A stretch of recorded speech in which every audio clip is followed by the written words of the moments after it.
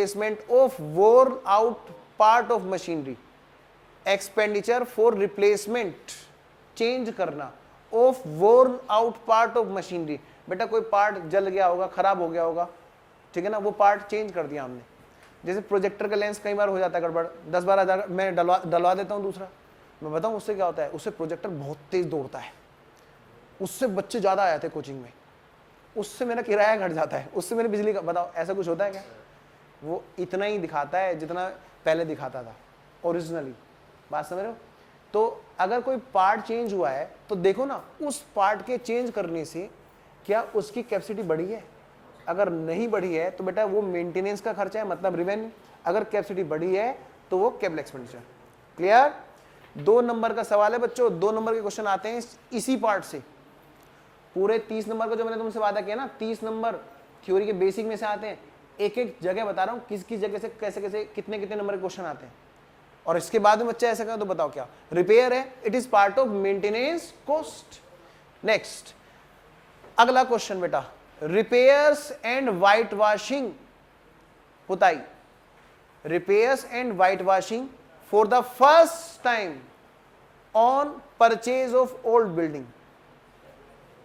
बेटा किसी के लिए ओल्ड होगी, हमारे लिए तो परचेज की हमने, परचेज करने के तो सारे खर्चे, मैंने कहा ना मिठाई भी बटेगी तो मिठाई भी जुड़ेगी, ठीक है ना। बताओ बेटे, मान ले बिल्डिंग लिया, हवन कराया, हवन कराने में खर्चे हुए, पंडित जी को बुलाया, पैसे दिए और मिठाई मिठाई बांटी, बताओ इनके खर्चे जुड़ेंगे कि नहीं जुड़ेंगे? जुड़ेंगे। Next, these are part of cost of building, इसलिए जुड़ेंगे, कैपिटल एक्सपेंडिचर है। कोई डाउट? आगे बढ़ो बेटा। नेक्स्ट, हाँ जी, ये डेफर रिवेन्यू, वाइट वॉशिंग नहीं दोस्त, अगली बार जब हम पुताई कराएंगे तो उससे बिल्डिंग की कैपेसिटी बढ़ेगी नहीं और वो 2-3 साल के लिए पुताई जाएगी, है ना। तो ऐसे केस में क्या उसको डेफर रेवेन्यू बोल सकते हैं। अगर वो पुताई का खर्चा अगले साल के बाद में फिर उससे अगले साल तुरंत कराना पड़ सकता है। मतलब आपको डिपेंड करता है उस टाइम के डिसीजन पर कि ये जो हम व्हाइट वॉश करा रहे हैं ये 1 साल में कंज्यूम हो जाएगी, 1 साल में फिर कस्टमर इतने इसको डिस्ट्रॉय कर देते हैं क्या आंधे जाते हाथ वाथ लगाते हुए कि भाई हमें फिर से अगले साल करानी पड़ेगी। अगर ऐसी एजम्पशन है तो वो रिवेन्यू। अगर लगता है कि नहीं भाई 2-3 साल तक कोई दिक्कत नहीं होती, वो कहता है डेफर रिवेन्यू। मैं कराता हूँ हर छठे महीने पेंट कराता था, मेरा एक पेंट का खर्चा बताओ क्या होगा? रिवेन्यू। मुझे जरूरत नहीं थी, सच बताओ। मैं बस ये चाहता हूँ बच्चे जब बैठे तो उसको फील हो कि यहाँ एक स्वर्ग में बैठे हैं, इस टाइप से, मतलब एक वाइट वॉश से, इस टाइप से। मेरे को भी अच्छा लगता है अपने आप, जब तक मैं साफ सफाई नहीं देखता हूँ, मेरे को घर में भी जाके मैं लड़ता रहता हूँ मैडम से कि नहीं ये उठाओ वो उठाओ, तो मेरे को भी जगह चाहिए ऐसी। तो ये खर्चा जो है ना मेरा, मैं तभी कंफर्टेबल फील करता हूँ। ये खर्चा बेटा हर छठे महीने करता हूँ 10-12 हज़ार रुपये पेंट में। तो ये खर्चा मेरा क्या है? डेफर रिवेन्यू या रिवेन्यू? रिवेन्यू, क्योंकि एक अकाउंटिंग ईयर में चाहे मैं 2-2 बार कर रहा हूँ रिवेन्यू। अगर ये मैं एक बार करा दो 3-4 साल ना कराऊँ तो डेफर रिवेन्यू। बहुत सीधी सी बात है भाई, सबका अपना अपना वो होता है। मेरे को ऐसे ज़्यादा फील होता है कंफर्टेबल तो मैं कराता हूँ, मेरे लिए रिवेन्यू। और कोई पेंट कराने के बाद 3-4 साल भूल जाता है उसके लिए डेफर रिवेन्यू। आओ बेटा आगे बढ़ते हैं। Next, expenses in connection with obtaining a license, obtaining get करने में, मतलब बेटा परचेज करने में, a license for running the cinema, of course capital nature. आप लाइसेंस खरीद रहे हैं, मतलब आप एक इंटेंजिबल असेस खरीद रहे हैं। ए भाई उठाना, इसकी सांसें वैसे चल रही है। मनीष कहाँ घुमाए तुम? ब्रह्मांड में थे? यहीं पे थे? सब सही है ना? कौन थी वो? यहीं थे ना पक्का? हाँ ठीक है, इधर आओ, देखो सिनेमा में चलते हैं भाई। एक्सपेंस खर्च किया किस बात के लिए? लाइसेंस ऑब्टेन करने के लिए। ये ऐसे कर रहा था, सच में कसम से ये ऐसे कर रहा था। मतलब मुझे लगा मैंने हो गया, देखिए आज तो काम, या तो थ्योरी ज्यादा पढ़ा दिया मैंने भैया। चलो, expenses in connection with obtaining a licence for running the cinema. Cinema का रन करने के लिए बेटा आपने एक अधिकार लिया, एक राइट लिया, एक इंटेंजिबल फिक्स एसेस ली। बेटा ये खरीद लिया आपने एसेस, तो क्या है? कैपिटल खर्चा, क्योंकि इसके बिना, लाइसेंस के बिना सिनेमा स्टार्ट नहीं किया जा सकता। कोई दिक्कत? आगे बढ़ते हैं बेटा। नेक्स्ट, हाँ बेटा भाई एक डाउट आया बच्ची का। हाँ बोलो बेटा। अगर क्वेश्चन बोल रहा है white washing of building, yes, वो रिवेन्यू है कि डेफर रिवेन्यू? बेटा हमें नहीं बताया ना कि 3-4 साल का बेनिफिट मिलेगा, हम मानेंगे उसी साल पुताई खत्म हो जाएगी। समझ लो वो अजर आठी है। ठीक है, उसका कमरा समझ लो बेटा अजराठी वाला है। आगे चलो बेटा नेक्स्ट। अच्छा क्वेश्चन है और ये क्वेश्चन उलझा देता है बच्चों को वाकई में, क्योंकि नॉर्मली लोग पुताई घर पे, बेटा घर पे नहीं, बात बिजनेस की हो रही है और बिजनेस में आना जाना बहुत होता है और वहां ज्यादा चीज कंज्यूम होती है। नेक्स्ट अगला एक्सपेंसिस बेटा, एक्सपेंसेस, अरे ये भाग गया, रुको एक minute. Expenses for the construction. अक्सर आपने देखा होगा जब भी कहीं पे कोई बिल्डिंग बन रही होती है तो आसपास झुग्गी झोपड़ियां टाइप से लग जाती है, हट्स वगैरह। वो किसके लिए लगाई जाती हैं? वो उन्हीं के लिए लगाई जाती हैं जो मजदूर उसमें काम कर रहे होते हैं, क्योंकि अगर वो दूर रहेंगे तो ठेकेदार क्या होगा, मतलब ये ठेकेदार की टेंशन होती है, वो भी तो बिल्डिंग की कॉस्ट का पार्ट है। ठेकेदार क्या करता है, बिल्डिंग बनवाता है और आपको बेचता है। अब तुम ठेकेदारी के एंगल से सोचो, आपने अपने यहाँ पे मजदूर रख रखे हैं, वो आ रहे हैं आराम से 10 साढ़े 10 बजे, आज तो सर आँख ही नहीं खुली थी, तेरी ऐसी कि हम तैसी, मजदूरी लेगा पूरे 12 घंटे की बस में। तो ऐसे केस में क्या कहता है, यार अगर मैं ये 10-10 बजे आए, 5 बजे भी भाग गए, इससे बढ़िया क्या है, इनके लिए झोपड़ी यहीं बना देता हूँ। तो बेटा वो टेम्परेरी हट्स वहीं पे बनवा देते हैं और खुद बनवाता है ठेकेदार जानबूझ के। वो इसीलिए तो बनवाता है ताकि उसकी जो परमानेंट तौर की जो लेबर कॉस्ट है वो इतनी ज़्यादा हो जाती है, उसके बजाय जरा सी झुग्गी की छोटी मोटी कॉस्ट है बेटा। तो वो बताओ, वो जो हट्स हैं टेम्परेरी हट्स हैं, हटाएंगे फिर तोड़ देंगे, बेकार हो जाएंगे। बताओ वो कैपिटल एक्सपेंडिचर है, रेवेन्यू एक्सपेंडिचर है? आओ पढ़ते हैं। Expenses for the construction of temporary huts which were necessary for the construction of the cinema house, या बिल्डिंग कोई भी हो सकता है, एंड वर डिमोलिश्ड, और उनको डिमोलिश कर दिया जाता था। तो ऐसी चीज होती है बेटा कैपिटल एक्सपेंडिचर, क्योंकि नेसेसरी है for the construction of cinema house. ये पार्ट है कंस्ट्रक्शन कॉस्ट का, क्योंकि वो लेगा इस चीज को कस्टमर से और वो बिल्डिंग की कॉस्ट में, सिनेमा की कॉस्ट में जुड़ेगा। उसे जोड़ के तो पता चलेगा ना कितने रुपए लगे। कोई दिक्कत किसी बच्चे को? पक्का डाउट है? मुझे लग रहा है डाउट आ सकता है। कितने बच्चों को डाउट लग रहा है? कोई भी हल्का सा भी डाउट है? नहीं है, कोई बात नहीं, मैं फिर भी एक्सप्लेन करना चाहता हूं। बेटा सुनो ध्यान से, टेम्परेरीली कुछ झुग्गियां, कुछ झोपड़ियां बना दी जाती हैं वहां पर, ताकि वो वर्कर्स टाइम से आ सकें, बल्कि उनको टाइम से पहले बुलाया जा सके। ठीक है ना? वो दरअसल उन झुग्गियों की कॉस्ट जो है ना, वो होती है, मान ले सपोज करो 1000 रुपए, सपोज कीजिए, मुझे नहीं पता, लेकिन उनसे उन 1000 रुपए की खर्चे लगाकर वो 10,000 रुपए की लेबर बचा लेते हैं, क्योंकि उतने घंटे वो फालतू उनसे काम करवा लेते हैं। सेविंग ऑफ टाइम, और सेविंग ऑफ टाइम से बेटा सेविंग ऑफ कॉस्ट हो जाती है। तो यहाँ पे कॉस्ट सेविंग वाला पार्ट तो हटाकर इन्होंने कहा झुग्गियों की कॉस्ट का क्या करोगे भाई, लेबर की कॉस्ट भी तो वहीं जाती। पक्का कैपिटल एक्सपेंडिचर। आइए बेटा नेक्स्ट अगला, इसमें हैवी एडवर्टाइजमेंट। याद है वो तनाना दी पिज्जा है फ्री? हाँ, heavy advertisement to introduce a new product. बेटा एक एडवर्टाइजमेंट होता है जो आजकल पिज्जा का हो रहा है। आजकल जो हो रहा है वो रेवेन्यू, वो पिज्जा की मार्केट को मेंटेन करने के लिए हो रहा है। शुरू में जो किया था इतना बड़ा धमाका, दनादन, वो किया था बेटा क्या, पिज्जा की मार्केट को बनाने के लिए। बात समझ रहे हो? तो उसका बेनिफिट 1 से ज्यादा वर्षों तक होना था, नो डाउट, लेकिन ये श्योर नहीं था कितना कितना होना था, इसीलिए उनको नाम क्या देता है, डेफर रेवेन्यू। लेकिन अब जो हो रहा है आजकल पिज्जा का, वो क्या बेटा, एडवर्टाइजमेंट होता है तो लोग पिज्जा खाते हैं, वरना डोमिनोज पता नहीं और कौन कौन से, पिज्जा हट पता नहीं, अलग अलग, मैकडोनल्ड्स, ये बता रहा है। तो मतलब अलग अलग सब लोगों ने पिज्जा बनाना शुरू कर दिया। अब बेटा इनका ऐड नहीं देखेंगे, तुम्हारा नाम क्या है, हमने तो सुना नहीं कहीं, हम तो उनका पिज्जा खाते हैं। बेटा नाम सुनने के बाद वो पिज्जा खाते हैं, हाँ भाई डोमिनोज का बड़ा अच्छा है, लेकिन महंगा भी तो कितना है। बात समझ रहे हो? तो मेरे कहने का मतलब बेटा बहुत सीधी सी बात है, अब मार्केट को मेंटेन किया जा रहा है, और मेंटेन करने के लिए जो रिकरिंग खर्चा हो रहा है दैट इज रेवेन्यू। कोई दिक्कत? नेक्स्ट, तो हैवी है इसलिए क्योंकि बेनिफिट 1 से ज्यादा वर्षों तक होगा, इसलिए बेटा defer revenue. The effect will be that new market will last generally for more than accounting period, but it doesn't create any property. बेटा इससे कोई हमारी प्रॉपर्टी नहीं बन जाती कि हम इसको कैपिटल एक्सपेंडिचर बोले, ये बात तो तय है, रेवेन्यू है, और इसका बेनिफिट हैवी होने की वजह से नई मार्केट बन जाती है, लेकिन 2-3 साल के लिए फिर उसको मेंटेन करना पड़ता है। और अगर आप फिर उस मार्केट को मेंटेन करते हो तो वो क्या होता है आपका रेवेन्यू। लेकिन अगर फिर से आप उसको हैवी कर देते हो, चलो अगले 2-3 साल की फिर छुट्टी कर देते हैं, तो फिर से वो डेफर रेवेन्यू बन जाता है। पक्का? आओ जी, मैं इसका एक एग्जांपल बताता हूं। जैसे बेटा शुरू में कोई नहीं जानता था पिज्जा को, और क्या होता, परेश रावल जी का एड मैंने आपको बताया था, आपने देखा भी होगा। अब आम बात हो गई, पिज्जा डोमिनोज का था शायद वो ऐड, पता नहीं किसका था। अब फिर से वो एडवर्टाइजमेंट करते रहते हैं डोमिनोज का, ठीक है, थोड़ा बहुत सुनते रहते हैं, कहते चल भाई इसका भी खा लेते हैं। अगर उसी को ऐड करने के लिए फिर से वो धमाका कर दें, अमिताभ बच्चन जी को खिलवाते हुए दिखा दें टीवी पे, तो बेटा अब 2-3 साल की फिर से छुट्टी। अमिताभ बच्चन जी ने खाया था ना, चलो हम भी खाते हैं, ये अच्छी चीज़ है बेटा। अब 2-3 साल के लिए कस्टमर को याद रहेगा, 2-3 साल तक वो ऐड याद रहता है, तो फिर ये खर्चा डेफर रेवेन्यू बन जाएगा। लेकिन अभी वो अमिताभ बच्चन को ना खिला के एक सिंपल नए नए लोगों को लाकर ऐड कराते रहते हैं, वो 1 साल तक बेनिफिट देते रहते हैं बस, तो वो रेवेन्यू कहलाते हैं। एडवर्टाइजमेंट रेवेन्यू है, heavy advertisement defer revenue. Next, हाँ जी, expenses for removal of stock to a new site. समझो बेटा, कॉन्ट्रैक्टर की बात सोचो, कॉन्ट्रैक्टर क्या करता है, उसके लिए गुड्स क्या होता है, रेत, सीमेंट, ईंट।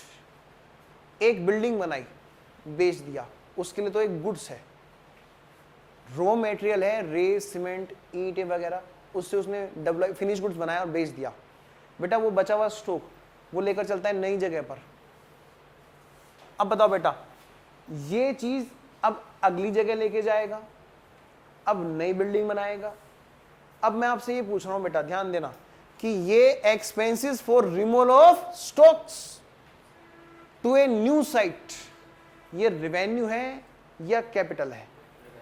डेफिनेटली रेवेन्यू बेटा। बार बार ये तो होता रहेगा, एक गुड्स बनाया फिर चलो भाई आगे, फिर दूसरा बनाया फिर चलो भाई आगे, ठीक है। जैसे परचून की दुकान है, उनके लिए गुड्स क्या है, ये सब दाल चीनी ये सब चीजें क्या है, गुड्स। वो फिर मान लिया शिफ्ट कर रहे हैं नई जगह पर, बेटा वो क्या है, शिफ्टिंग चलती रहती है उनके बेचारों की, यहाँ से दुकान हटा के वहां पे शिफ्ट, बेटा वो क्या है, रेवेन्यू। नेक्स्ट, क्यों है, रीजन देखते हैं। This is neither bringing enduring benefit, क्योंकि शिफ्ट होने से कोई परमानेंट तौर पर उनके सामान के रेट नहीं बढ़ जाएंगे, ना कॉस्ट घट जाएगी, बिजनेस की अर्निंग कैपेसिटी नहीं बढ़ेगी, और ना ही उनके पास कोई असेट्स आएगी। क्लियर? इसलिए वो क्या है बच्चों, रेवेन्यू। क्राइटेरिया वही रखना है जो स्टडी ने दिया है, उसी के बेस पे आंसर डिसाइड करने हैं।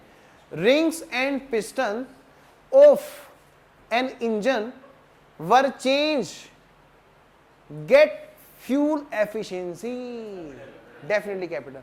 अब फ्यूल की एफिशिएंसी जनरेट करने के लिए, बेटर करने के लिए तो ये काम किया है, यानी अब तेल कम लगेगा, अब ईंधन कम लगेगा, यानी अब कम ईंधन में भी वही काम होगा जो पहले होता था, मतलब एवरेज बढ़ जाएगा एक तरह से देखा है तो। अगर मैं बात करूं इंजन की, बिल्कुल दोस्त, क्वालिटी इंक्रीज हो रही है। चले आगे, इसलिए बेटा ये क्या, capital. It results in increasing the profit earning capacity of business by cost reduction, क्योंकि अब फ्यूल कम खर्च होगा तो कॉस्ट भी कम होगी परमानेंट तौर पर। आइए बेटा आगे बढ़े। Next, money paid to MTNL Mahanagar Telephone Nigam Limited for installing the telephone in the office, for installing the telephone. बेटा डेफिनेटली असेट्स है, कैपिटल का खर्चा है, बार बार थोड़ा ना देंगे उसको पेमेंट, कोई दिक्कत है? बाद में तो जब जितना उसको टेलीफोन को सुनेंगे उतना पेमेंट करेंगे। नेक्स्ट, तो ये तो था बेटा पहली शीट थी जिसपे कुछ क्वेश्चंस मैंने आपके साथ डिस्कस किए। आइए आगे बढ़ते हैं। Next sheet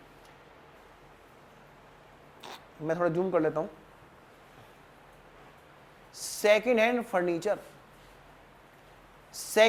furniture was purchased, repainting of the furniture cost ₹1000। बेटा उस फर्नीचर पर दोबारा से पेंट किया गया ताकि वो हमें फर्स्ट टाइम यूज कर रहे हैं नया लगे। The furniture was installed by own workman, जिनकी वेजेस हमें 200 रुपए देनी पड़ी।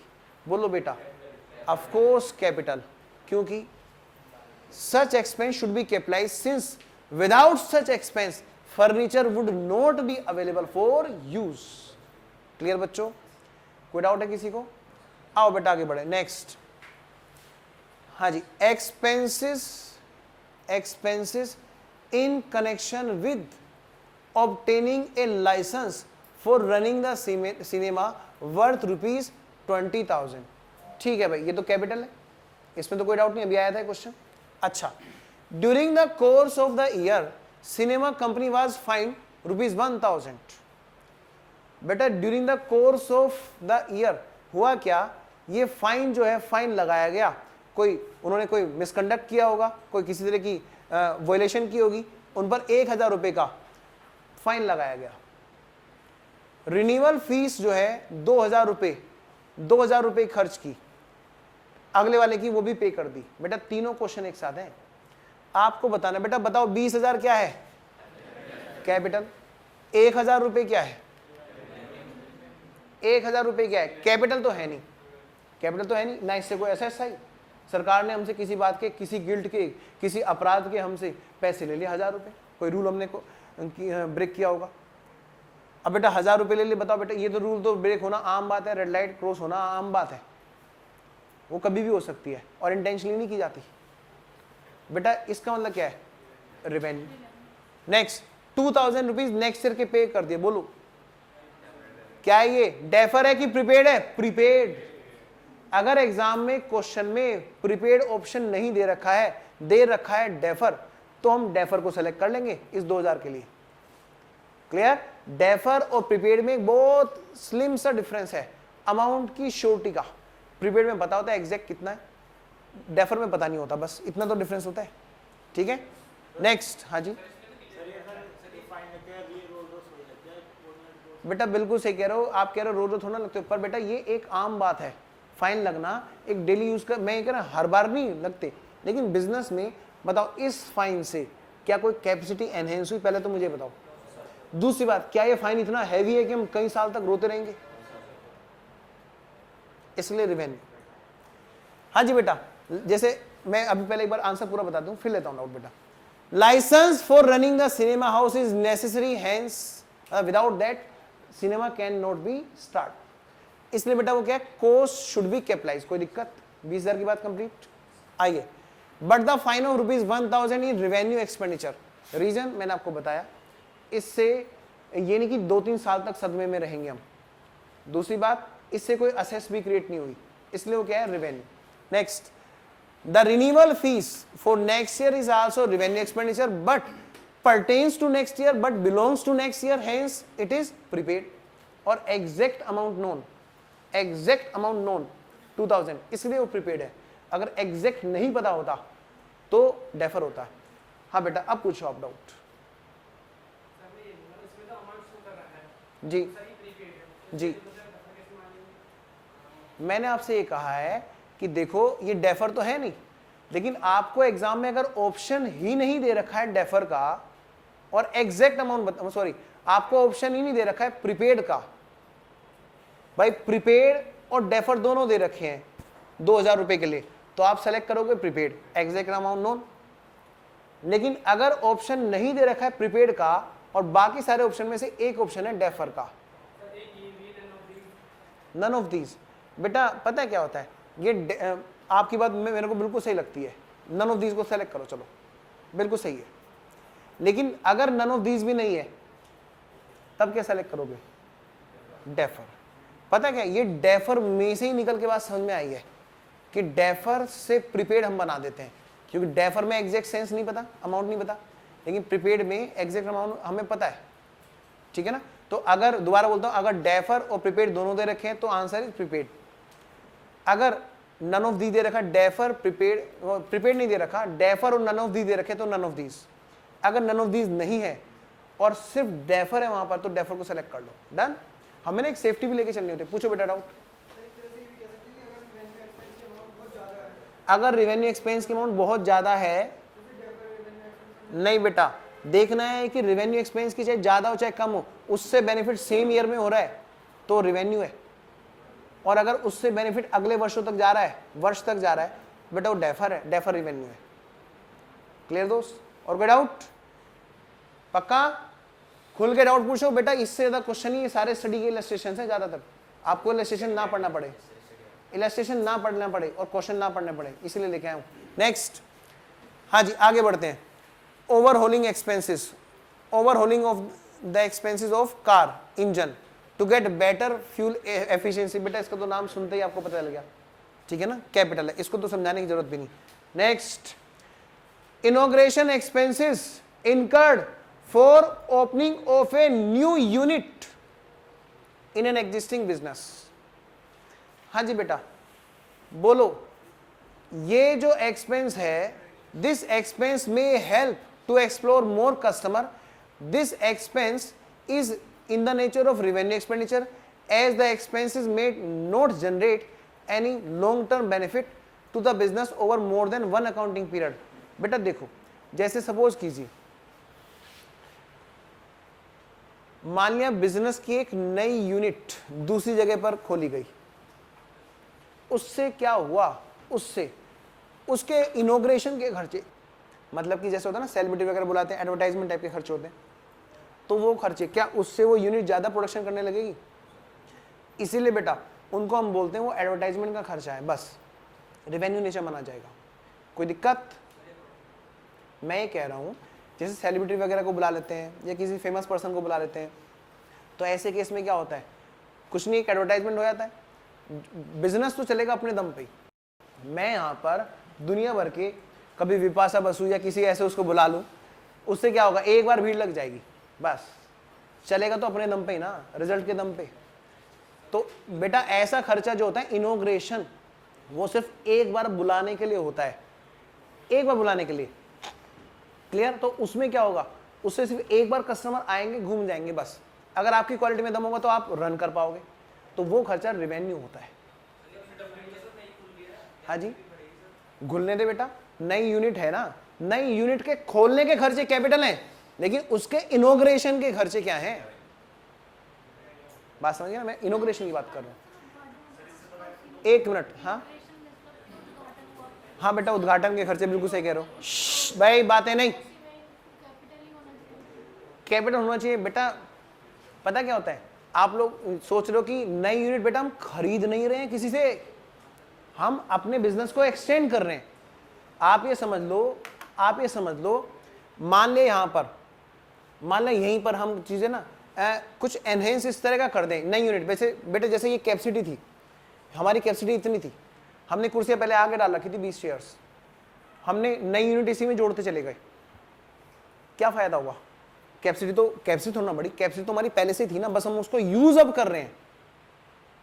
हमारी मार्केट दूसरी जगह पहले से थी और उस मार्केट को डेवलप करने के लिए हमने बहुत सारी चीजें अच्छी पहले से कर रखी थी, आज तो हम उसको दिखा रहे हैं इनोग्रेट करके, बस वो एडवर्टाइजमेंट का खर्चा है बस, इसीलिए वो रेवेन्यू है।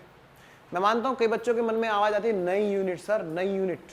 मैं कह रहा हूं नई यूनिट में जो फिक्स एसेट्स गई वो कैपिटल, नई यूनिट में जो बिल्डिंग खरीदी वो कैपिटल, लेकिन बिजनेस तो नया नहीं है, उसके एडवर्टाइजमेंट के खर्चे उसी साल बेनिफिट देंगे, वो खर्चे पूछ रहे हैं, वो रेवेन्यू है। उससे बिजनेस ज्यादा स्पीडली काम नहीं करना पड़ेगा, कोई ऐसा काम नहीं होगा कि भाई उससे कैपेसिटी बढ़ जाएगी उस बिजनेस की। जितनी फिक्सेस हमने खरीद रखी है ना बेटा, जब आपने फिक्सेस खरीद ली तो कैपिटल बोल तो दिया, अब वहां पर तुम विपाशा बसु को बुलाओ, सुनील गावस्कर को बुलाओ, किसी को बुलाओ, बेटा उससे वो मशीनें ज्यादा काम करने लगेंगी क्या?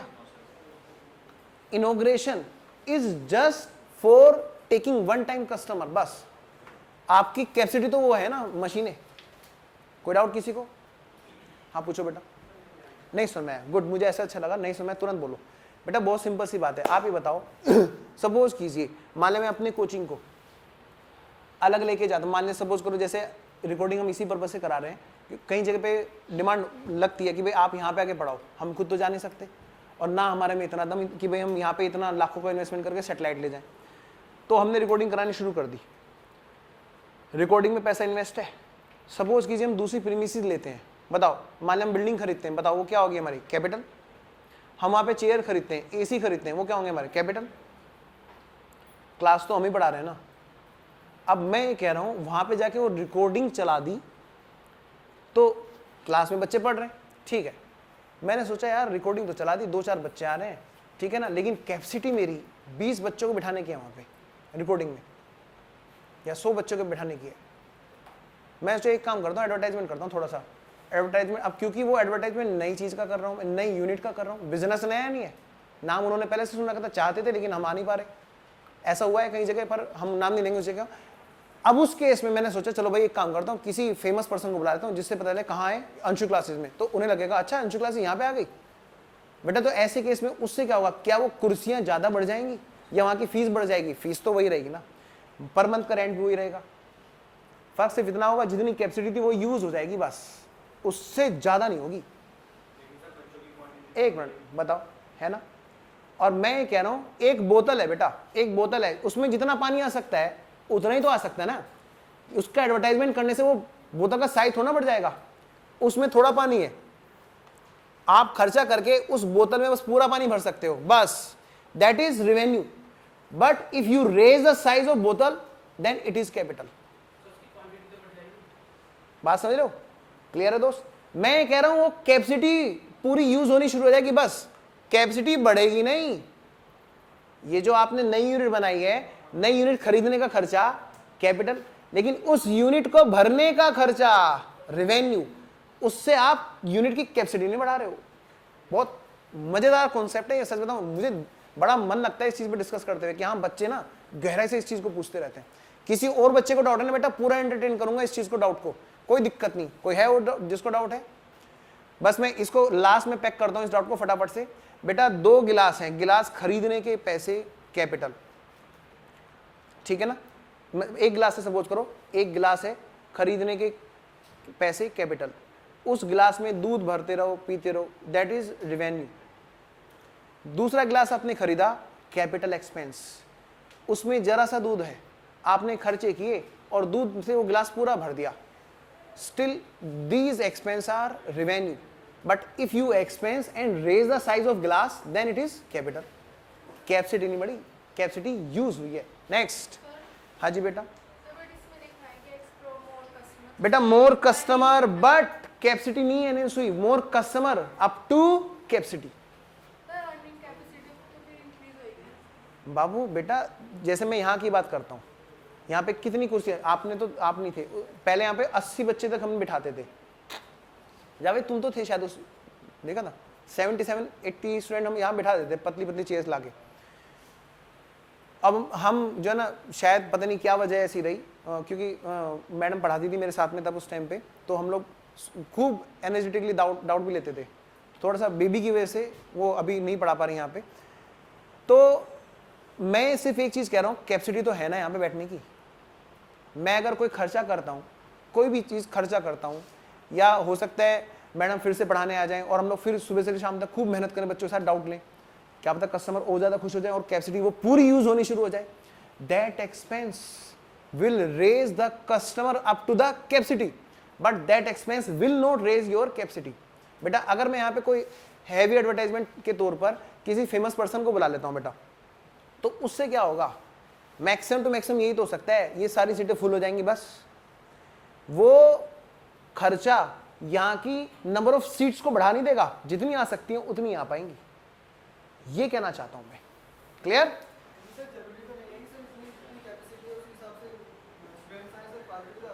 बिल्कुल बेटा आ सकते हैं, फिर उसके लिए हमें नई चेयर खरीदनी पड़ेंगी।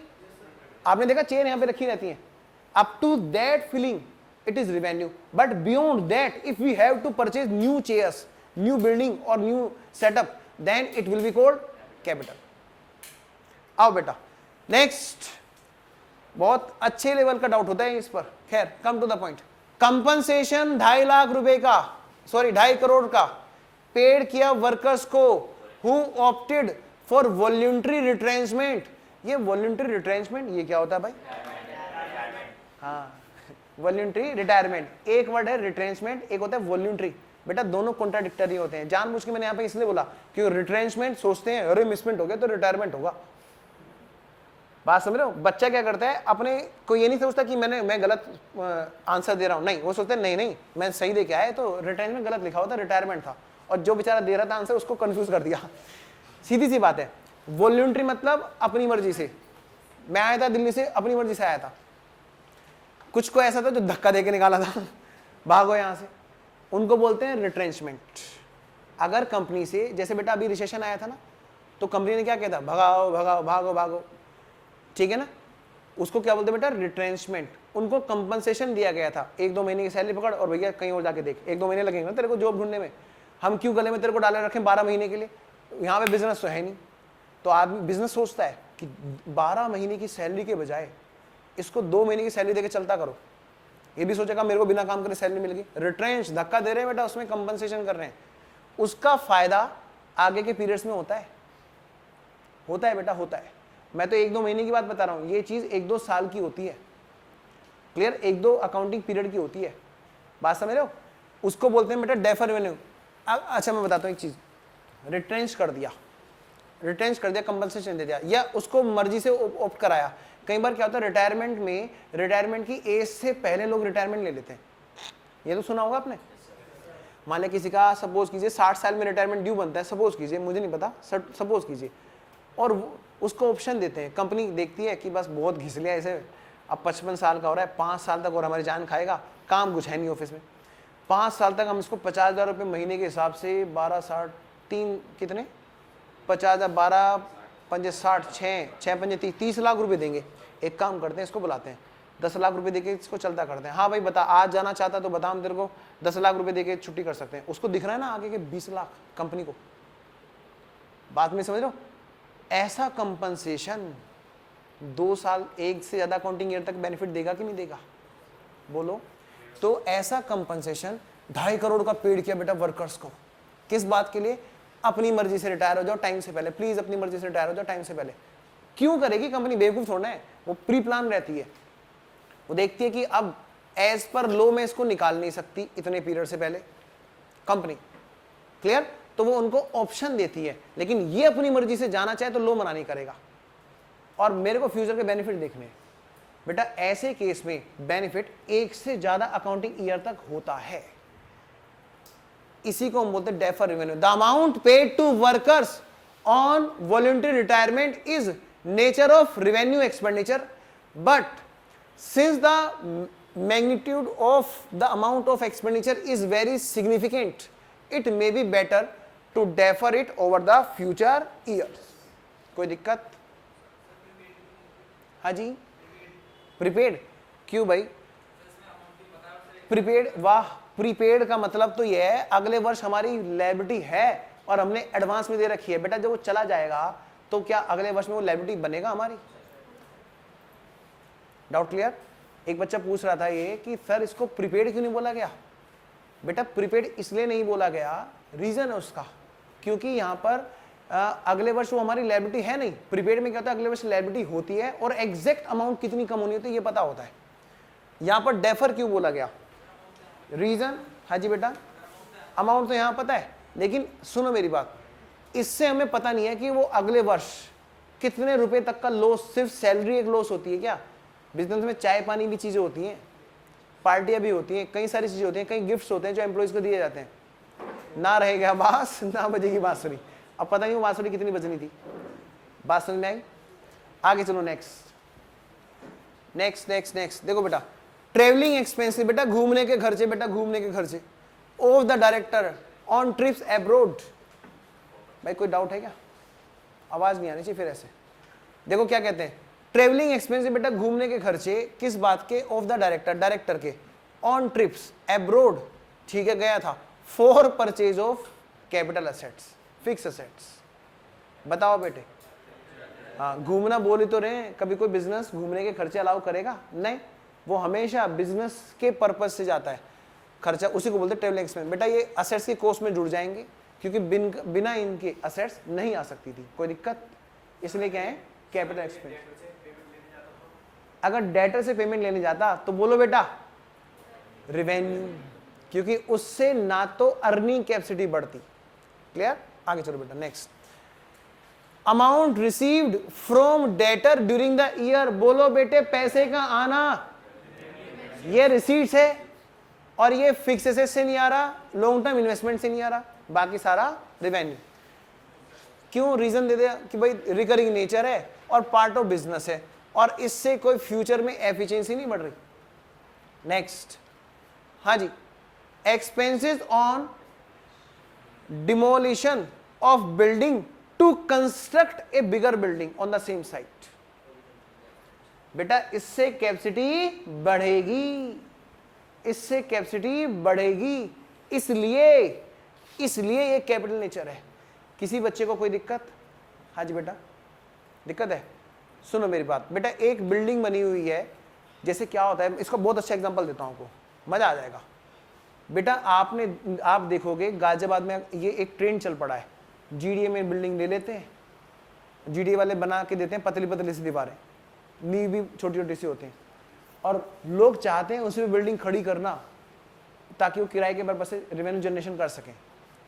अब हुआ क्या, एक आदमी ने की थी गोविंदपुरम में, थोड़े दिन पहले अखबार में भी आया था, उसने उसके ऊपर 2 बिल्डिंग और खड़ी कर दी। साइड में था प्लॉट, कोई दूसरे मकान की सपोर्ट नहीं थी। प्रैक्टिकल बात है, काफी राय है चर्चा में।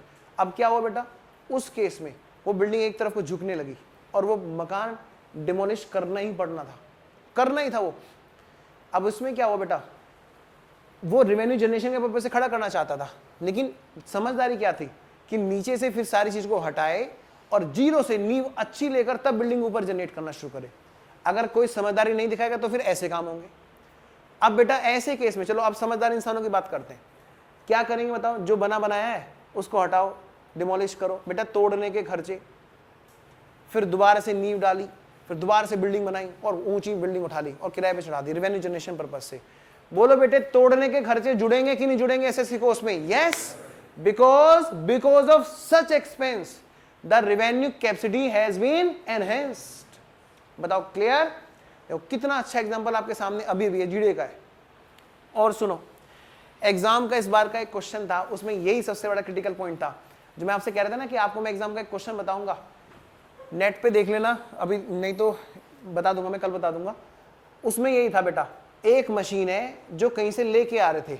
चलो मैं बताता हूँ, पहले कोई और एग्जांपल लेके बताता हूँ। जैसे सपोज करो ये पंखा है बेटा, ये पंखा यहाँ पे लगा हुआ है, मैंने कहा भाई ये पंखा ना कहीं और ले जाते हैं, ये चलो मैं किसी और के यहाँ पे जा रहा हूँ और वहाँ का पंखा लेके आ रहा हूँ। उनका पंखा वहाँ पे दौड़ रहा है, मुझे पंखा अच्छा लगा, मैंने कहा अगर इसमें एक और कंडीशन लग जाए तो और तेज दौड़ेगा। उनका सेकेंड हैंड पंखा मैं लेके आ रहा हूँ बेटा, उसको डिसमेंटल कराया। मैंने कहा भैया जाओ जरा खोल देना एक बार, उसने खोल दिया। उसने कहा लाओ जी 100 रुपये है, मैंने 100 रुपये लो पकड़। उसके बाद में एक आदमी को बोला भाई ये पंखा जरा घर पे पहुंचा देना, उसने कहा 100 रुपये, मैंने कहा है लो पकड़ 100 रुपये। बताओ बेटे कितने रुपए दे दिए मैंने? 200। फिर यहाँ पे आके मैंने इसमें एक और कंडेंसर लगवाया, उसने कहा 500 रुपये, मैंने कहा ले भाई 500 रुपये, कितने हो गए? 700। फिर मैंने कहा भैया अब इसको टांग तो दो, उसने कहा लाओ 100 रुपये, मैंने कहा ले पकड़ 100 रुपये, 800। और पंखे वाले ने ले लिया मुझसे 1000 रुपये। बताओ बेटे पंखा कितने का? 1800। मैं आपसे एक क्वेश्चन पूछ रहा हूँ, वो 100 रुपये उसको डिसमेंटल करने के जुड़ेंगे कि नहीं जुड़ेंगे? इस बार एक रायपुर का इंस्टीट्यूट है, उसने एग्जाम में आंसर दे रखा है, बेटा, एग्जाम पेपर उसने नेट पे डाल रखा है, वहाँ ABCD में ऑप्शन है 86 लाख को आंसर सेलेक्ट कर रखा है, गलत है, वहाँ 50,000 का एक और खर्चा है डिसमेंटल करने का। वो 86,50,000 करेक्ट आंसर है जिसके पास पेपर हो, देख लेना। अगर किसी बच्चे के पास लेटेस्ट एग्जाम का क्वेश्चन पेपर हो, कौन से वाला ये अटेम्प्ट गया था जून 2014, उसमें बेटा ये आंसर गलत डाल रखा है नेट पे, तो कोई उसको फॉलो ना करे, बाकी सारे आंसर सही है। 86 लाख स्कैनर हो सकता है, स्कैनर भी आंसर दे बेटा। 86,50,000 करेक्ट आंसर है, डन। वहां 50,000 के डिसमेंटल चार्ज नहीं जोड़ रखे हैं, और आपको पता है बिना डिसमेंटलिंग के नई एसएस रन ही नहीं हो पाएगी यहाँ पर। नेक्स्ट, हाँ जी बेटा, जैसे कोई न्यू असेट्स परचेज करेंगे, उसका जो इंश्योरेंस करवाएंगे बिल्कुल जुड़ेगा बेटा, फर्स्ट टाइम वाला इंश्योरेंस जुड़ेगा। जो बाकी के इंश्योरेंस होंगे वो नहीं जुड़ेंगे, वो तो रेवेन्यू नेचर के होंगे। क्लियर? क्यों? क्योंकि फर्स्ट टाइम वाले इंश्योरेंस के बिना आप असेट्स को खरीद ही नहीं सकते, जैसे गाड़ी, कार, ये क्या बोलते हैं, मोटरसाइकिल वगैरह, इसके बिना बेटा रोड पे उतरने नहीं देंगे। बेटा रोड टैक्स फर्स्ट टाइम का बोलो जुड़ेगा कि नहीं जुड़ेगा? जुड़ेगा। घर तक लाने के पेट्रोल के खर्चे जुड़ेंगे, मिठाई बांटने के खर्चे जुड़ेंगे। और बताओ, अगली बार तुम कहो 1 साल हो गया, आज मेरी बाइक का जन्मदिन है, अब तुम मिठाई बांटते रहो, वो नहीं जुड़ेंगे, ठीक है ना? Those will be revenue. Next, हाँ जी, मनाते हो कि नहीं मनाते हो अपनी बाइक का जन्मदिन? अच्छा चलो बेटा बताओ, insurance claim received for machinery damaged by fire, capital receipts. किसी भी तरह से उन हेड्स में पैसा आना कैपिटल रिसीट, टेंशन ही खत्म, चाहे बिक के आए चाहे आग लग के आए, हमें नहीं पता, पैसा आ रहा ना रिसीट, और इन हेड से आ रहा capital receipts. Next, messrs ABC and company run करती है बेटा restaurant, they renovate some of the old cabins, because of this renovation some space was made free, है ना। बताओ बेटे, अब ज्यादा लोग बैठ पाएंगे, अब ज्यादा लोग बैठ के बातें कर पाएंगे, खाना पीना खा पाएंगे, कैपेसिटी बढ़ेगी। Next, and number of cabins was increase from 10 to 13। मैं कह रहा 10 to 10.1 भी हो गया ना, एनहेंस तो हुई ना capacity. Hence the total expense were 20,000। बोलो कैपिटल, क्योंकि renovation increased the number of cabins, this has an effect on future earning capability of business. इसलिए वो क्या है बच्चों, कैपिटल एक्सपेंस। कोई डाउट किसी को? आओ जी next, sold certain goods on instalment payment basis. लो बेटा उत्तम टोयोटा वाला एग्जांपल याद है, 5 customers did not pay installment and to recover the outstanding installment the firm spent 10,000 on Sanjay Dutt. हाँ ऑन संजय दत्त, आपने अभी फिल्म नहीं देखी थी, ईएमआई लिया है तो देना पड़ेगा, आपने सुना है? एक ऐड आता रहता टीवी पे, ऐड क्या आता रहता, मतलब किसी फिल्म का एक ट्रेलर है वो आता रहता था, उसमें संजय दत्त बैठा होता है किसी उसमें बार वगैरह में, डिस्को उसको में, वहाँ पे कोई और भी होता था, एक और हीरो होता है, उसको पकड़ के बोलता है ईएमआई लिया है तो देना ही पड़ेगा। बेटा उसको किसने भेजा था? बैंक ने भेजा था, जिसकी इंस्टॉलमेंट वो कस्टमर नहीं दे रहा था। बैंक जब अपने कस्टमर से पैसे रिकवर करने के लिए कोई खर्चे करेगी बेटा, बताओ क्या उससे बैंक के लोन ज्यादा फैलने लगेंगे या ब्याज ज्यादा मिलना शुरू हो जाएगा? कैपेसिटी नहीं बढ़ेगी, बल्कि जो कैपेसिटी यूज कर रखी है वो रिकवर होनी शुरू हो जाएगी। Just like recovery from debtors के जो खर्चे होते हैं, डन। इसलिए क्या है बेटा, revenue. Expenses incurred to recover the instalment due from customer do not increase the revenue generating capability in future, it is normal recurring expense of business. इस तरह के कस्टमर आते रहते हैं, इंस्टॉलमेंट डिफॉल्ट होते रहते हैं, उनसे अमाउंट रिसीव होती रहती है। क्लियर? पानी पी लो भाई। चलो आगे नेक्स्ट, एक्सपेंस। देखो 2 नंबर इसमें से पक्के आने हैं, इसलिए क्वेश्चन प्रैक्टिस करा रहा हूं, वरना मेरा कोई दिमाग खराब नहीं, मैं बिना बात किसी टाइम वेस्ट करूं। पूछो बेटा डाउट।